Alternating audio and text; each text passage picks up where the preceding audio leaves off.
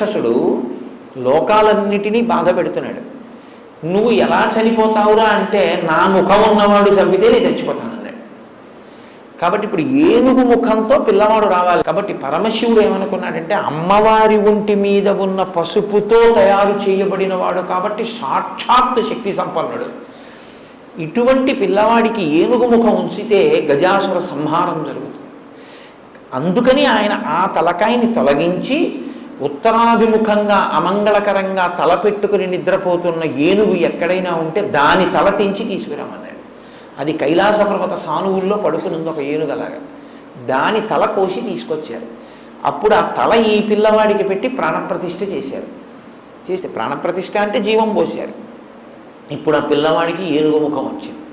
ఇప్పుడు ఏనుగు ముఖంతో ఉన్న పిల్లవాడు గజాసుర సంహారం చేశాడు.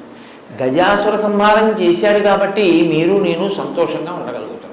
వాడు అంత ప్రమాదకరమైన వ్యక్తి ఆ గజాసురుడు. కాబట్టి సుముఖ, మంచి ముఖం ఉన్నవాడు అంటే ఏమిటి దాని అర్థం? ఆయన ఆ ముఖాన్ని లోకం కోసం ఉంచుకుని గజాసుర సంహారం చేసి మిమ్మల్ని నన్ను రక్షించినటువంటి వాడు. కాబట్టి అసలు ఆ ముఖం ఉంచుకోవడమే మన కొరకు తప్ప, లేకపోతే అసలు ఆయన ముఖం అది కాని కాదు. మనందరిలాగే ఆయన నరముఖంతో చాలా అందంగా కూర్చుని ఉండేవాడు. ఆయన ఏనుగు ముఖం పెట్టుకున్నాడు అంటే